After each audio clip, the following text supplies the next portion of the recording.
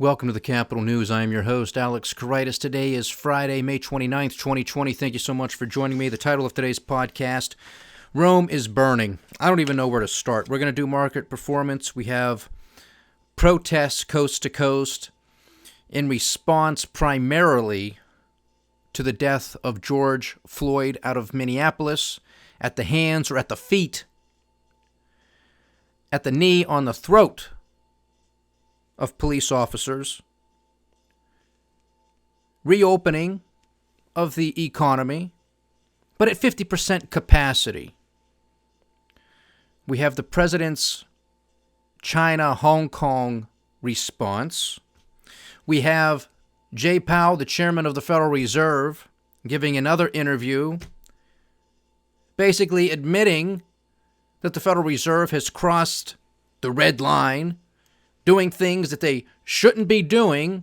But of course, there's a pandemic, so it justifies the unjustifiable, which we outlined back in March in my letter, Representation in Recourse, which of course really means no representation and no recourse. If you have not checked it out, go to thecapitalnews.com and read that article. It was actually a letter that was submitted to my congressmen and senators. They all responded with BS standard form responses. Nothing personalized, no surprise. Also, no surprise, we're starting to hear more company layoffs. Boeing, major airlines. Quite astonishing, isn't it, ladies and gentlemen? Just the other week when we were talking about that Senate Banking Committee hearing with Jay Powell, Chairman of the Federal Reserve, and Steven Mnuchin, Secretary of the Treasury, there was a back and forth between Mnuchin and Senator Elizabeth Warren,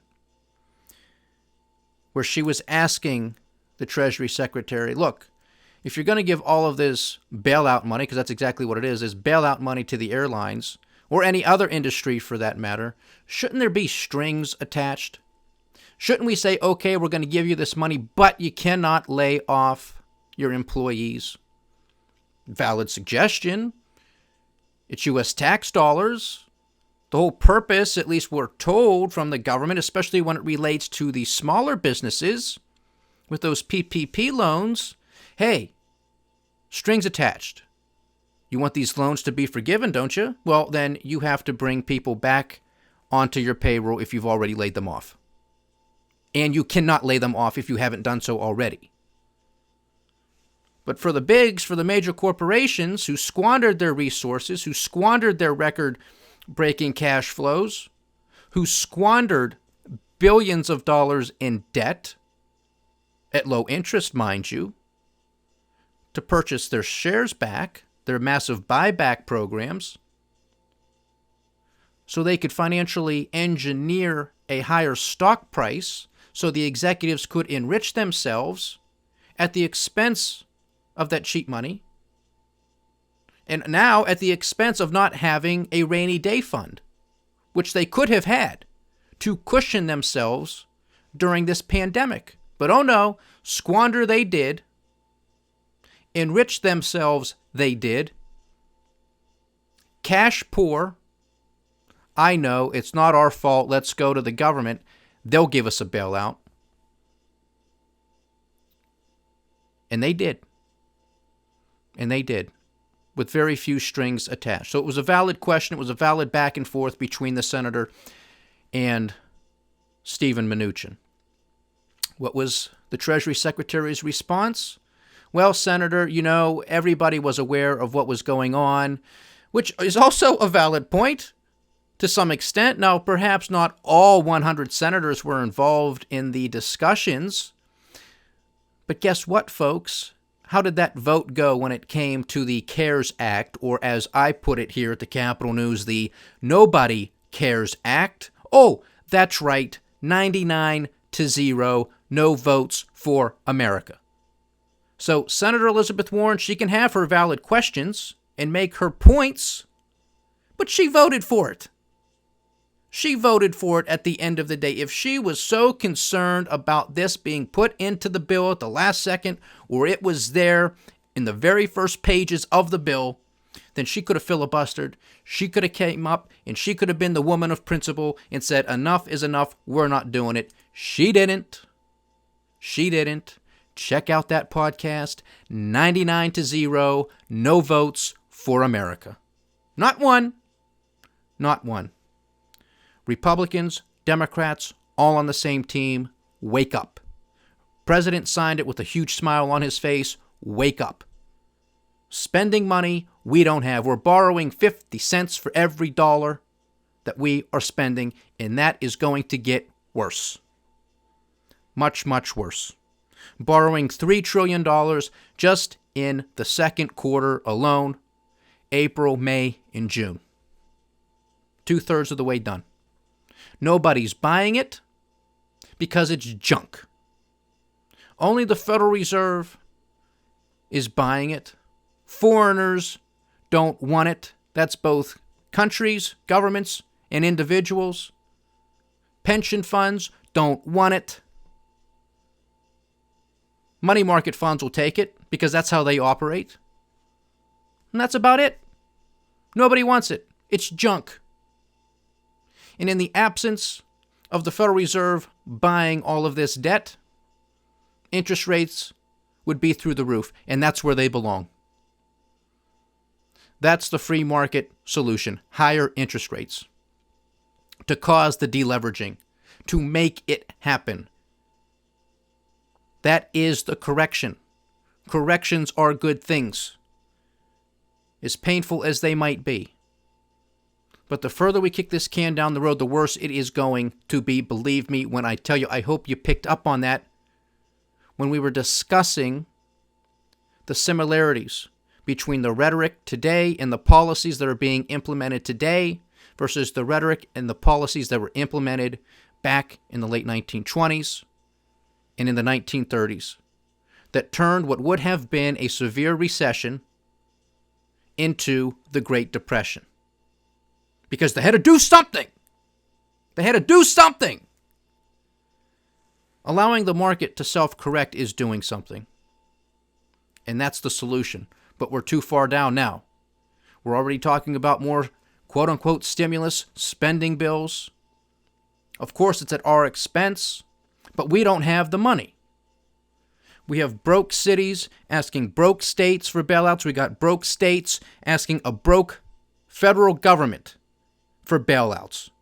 And we don't have it, so we got to go to the Federal Reserve. They don't have it either, but they've been sanctioned to print money. They can counterfeit money. You'd never have a problem if you were allowed to counterfeit money, but you're not. Do it and find out what happens to you. It's not going to be pretty. So I suggest you don't. But they can do it. And not only now are they allowed to buy U.S. Treasuries, which they've obviously been allowed to do for a long time, they can buy mortgage-backed securities, which they've been doing, because there is basically a guarantee from the federal government, because mortgage-backed securities are backed by Fannie and Freddie, which are government-sponsored enterprises, at least for the time being. Now, not only are they going into residential mortgage-backed securities, but now they're going into commercial real estate. Why? Because as we have been stating here on this podcast since we have been online since last February, the real estate market is going to come tumbling down once again, but this time it's going to be a top-down, bottom-up squeeze. Last time it was the bottom-up, subprime. And it didn't really hit all of the top. Really didn't affect too much commercial real estate. Now, oh yeah, top down, bottom up. Interest rates were too low, ladies and gentlemen. It encouraged people to build. There was no hurdle rate. Your cost of capital was nothing. It was nothing. There are supposed to be limits. There are supposed to be constraints. That's what a free market does. And rightly so. Does it always get it right? No.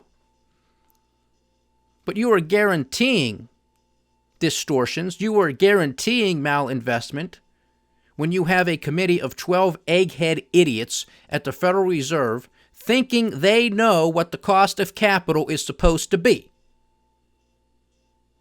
The arrogance. This is not supposed to be in the United States of America. This is supposed to be a system of checks and balances, period, stop. Who overrules what the Federal Reserve does? Nobody, no institution. They want interest rates to go up, they go up. They want them to go down, they go down. How much are they going to do with quantitative easing? When are they going to put it into use? All up to them. All up to them. What are the side effects? Well, they'll tell you not much. Not much of anything. No. You can't make any conclusions. You can't draw any connections, any correlations, any causations to what's going on in the marketplace, in the economy, socially. You can't make any connections. The Federal Reserve has nothing to do with it. That's what they want you to believe. Don't fall for it. You want to start solving problems, understand the root of them. Abolish the Federal Reserve, abolish the federal income tax. Or you're not going to solve a damn thing. I don't know how many times I have to say it, but I'm gladly saying it. And will continue to do so. Because you need to understand this. There are so many distractions out there, so many things that will catch your eye that are big issues. And so you'll think, my goodness, that must be the root of the problem. Nope. Nope. Keep digging. Keep digging. Keep looking. Push those branches aside and find the root. So long as this system continues to be financed, you're going to continue to have this system. Well, it's continuing to be financed. The consolidation of power right now is to the degree which we have never seen. We know back after World War I and during the Great Depression, it was all about consolidation in black and white. I read that to this audience the past several podcasts. It's all about consolidation. Part 3 of our book in the Cynic's Guide to Investing.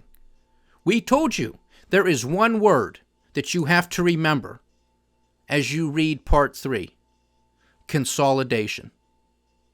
They are taking away the mom and pops, the little guys. They're screwing them. They're screwing them.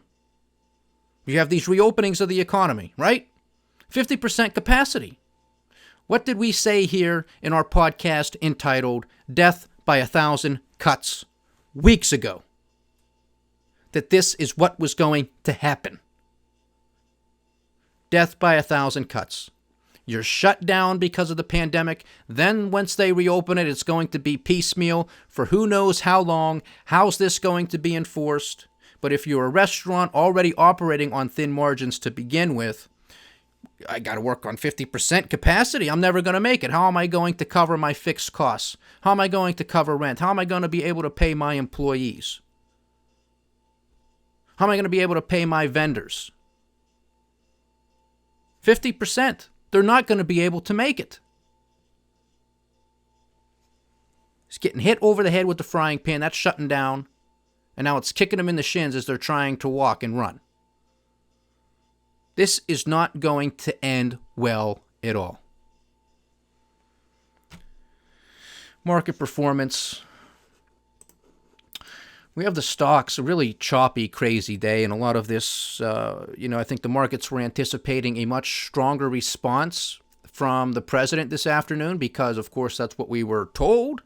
If China passes that bill that was going to infringe upon the autonomy of Hong Kong, well, then don't do it because the United States is going to come down hard on you, and not so much. Not so much. So the markets were down throughout most of the day, and then after the president spoke, a little bit of a reversal, quite a reversal in some areas. So the Dow Jones Industrial Average closed down 18 points, flat for the day. S&P 500 closed up 15 points, a gain of about 0.5%. And the NASDAQ 100 closed up 139 points, up 1.5% for the day. Across the pond in Europe, sea of red, anywhere from 1% to 2%. Japanese markets were also down, but relatively flat, down 0.2% for the day. And the Australian markets did end up closing down 1.6%. On the commodity front, big move. WTI trading at $35.49, gaining 5%. Brent at $35.31. Unbelievable pricing when you look at it. Both at $35 a barrel. Usually WTI is a few dollars less. Quite interesting. Natural gas trading at $1.84 per million British thermal units. A good day for both gold and silver. Gold at $1,724 an ounce. Silver $17.18 an ounce. Uncle Sam's 10-year Treasury note catching a bid, yielding now 0.64%. So a flight to safety, I guess, if some still consider Uncle Sam's debt a safe haven, yielding 0.64%. Unbelievable. So the president's response, earlier in the afternoon, he just tweeted out China. Thunder Thumbs tweeted out China! Exclamation point. I said, well, that must be his response. You put the exclamation point at the end, well, that must be the strong part of his response. He comes out in the Rose Garden. His speech, his comments, his remarks, whatever you want to say, they were well measured. They were put together nicely. They were delivered nicely, carried the right tone, I thought. But what was the actual message in it? Nothing. Nothing more. We were told earlier in this week, and we covered it here at the Capitol News, when Secretary of State Mike Pompeo came out and said that the United States is no longer recognizing the autonomy of Hong Kong, and that was before the bill was actually passed. Then the bill was passed the very next day. And of course, that was the no-no. That was the line drawn in the sand, where if you do that, there's going to be a strong response from the United States. Well, that's what the markets, that's what the world was waiting for here on pins and needles for the president to come out. And basically, he just reiterated what we already knew. And now he's saying we're removed from the World Health Organization because he's saying, well, they did a bad job when it came to COVID-19. They're in the back pocket of China. We're not going to be giving them money anymore. We're done with the World Health Organization, as if somehow that's really a major slap on the wrist to China, given what they did with respect to Hong Kong. I'm just not seeing it. That, to me, is not a strong response. The president was making political stump bullet points, which he's been doing since 2015. The offshoring of jobs, the intellectual property theft, manufacturing being shipped overseas, the whole litany of things, saying that China's been ripping us off, and also rightly so, saying that some of this was our fault, because most of it is our fault.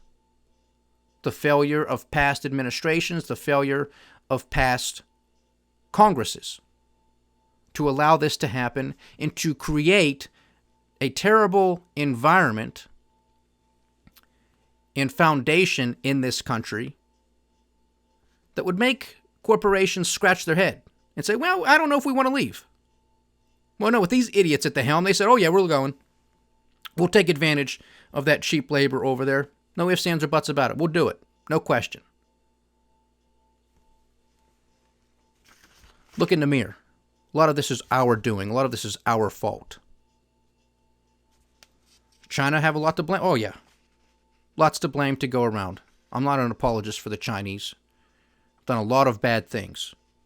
But so have we. And we got to fix our own house.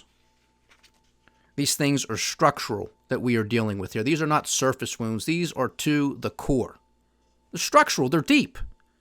They're generational. So then the president threw some other things on there with some students who may not be able to come over here because they might be closely linked with China, and they're taking information and going back and this, that, and the other. And that's all fine and dandy. And it's going to be very interesting to see what transpires in that vein, because if Trump should somehow ban Chinese students from coming to our universities, that will have big ripple effects, especially across universities. because there are a lot of Chinese students in this country, in our universities coast to coast. That's a lot of money. What happens if their family comes to visit? That's a lot of tourism dollars. It adds up. And again, you want to play the tough guy, that's fine. But understand that there are costs associated with this. There is no free lunch. You want to bring manufacturing plants back to this country? Fantastic. But understand, it takes time, and there is no free lunch. Okay? So understand these things. This will take time. And a lot of countries, especially China in this respect, is not just going to roll over and say that's perfectly fine. Yes, we have employed tens of millions of Chinese in all of these factories, but now they're going back to the United States. Now they're going back to Europe. Now they're going back to a whole host of other countries. Perfectly fine. I just don't think the Chinese are going to say that that's perfectly fine, so much as it's in their control. So that's why we're going to see economic warfare, which we've already been seeing.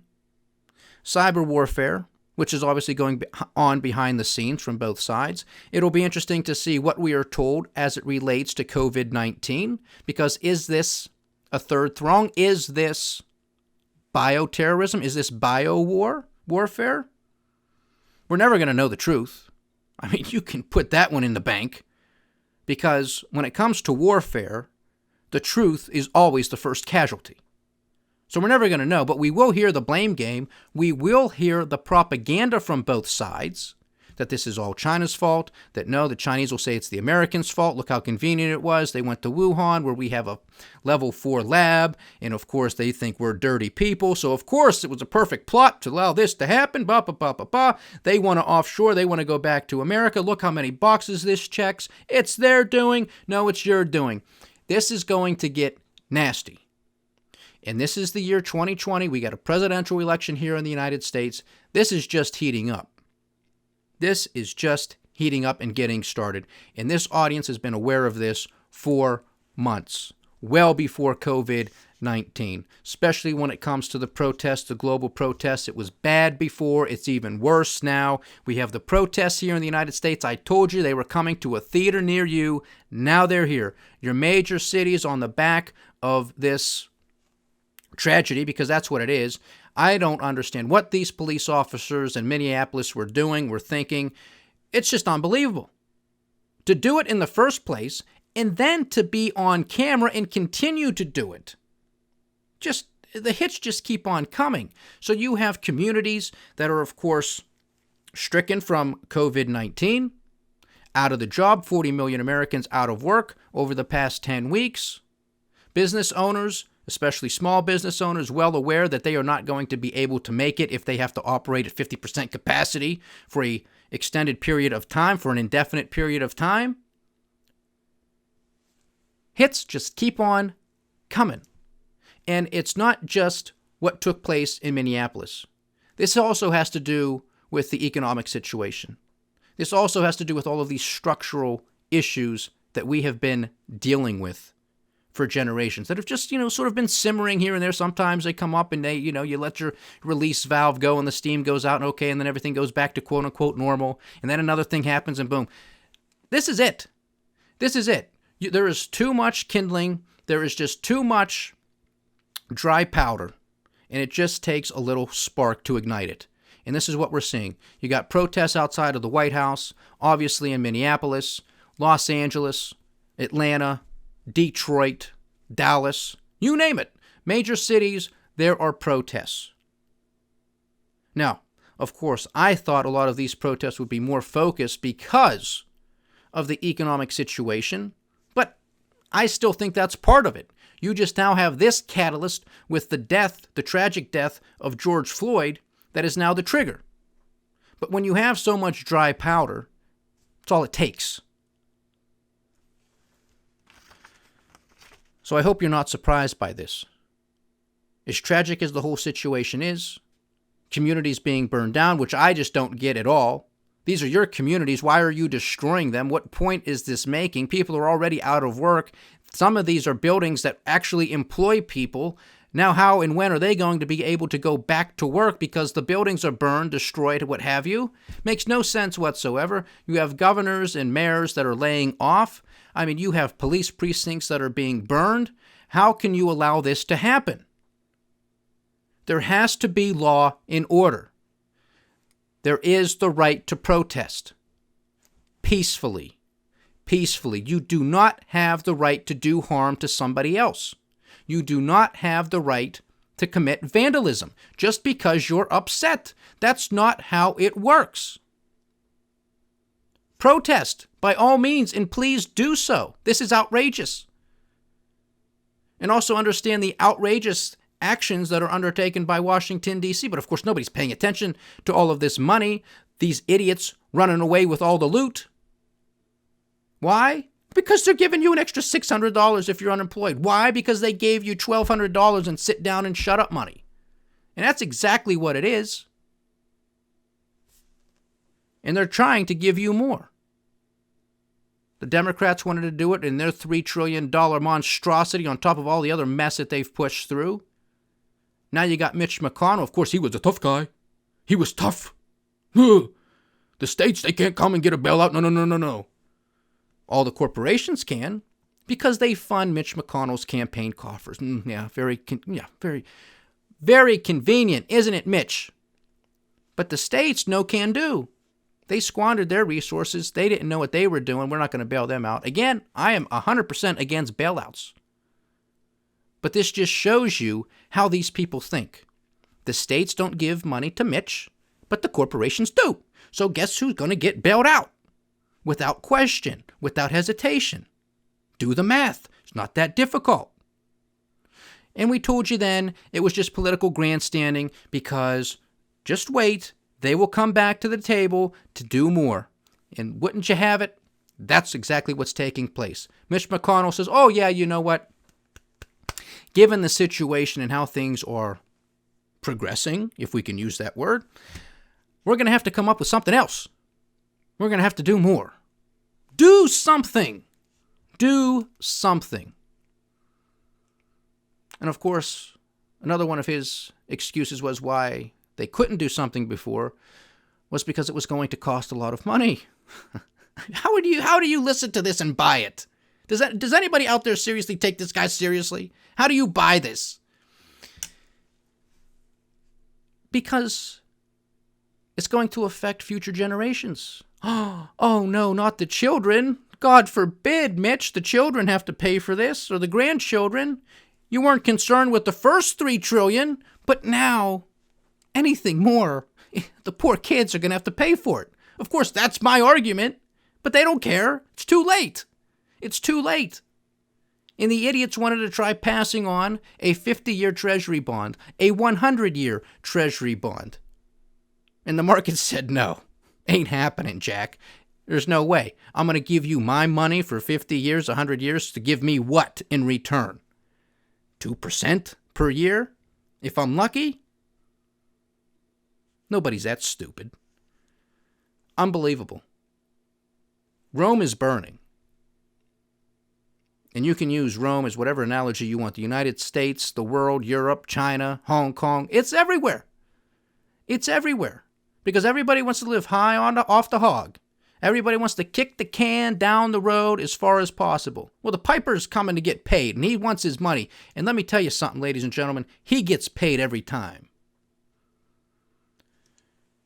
No matter how hard we try to kick the can down the road, and all that's going to do is make the problem worse. It's going to make it worse for us. It's going to make it worse for our children, grandchildren, and great-grandchildren. So generations that don't even exist are going to have to pay the price of this if we continue to kick the can down the road. Because nobody wants to be a leader.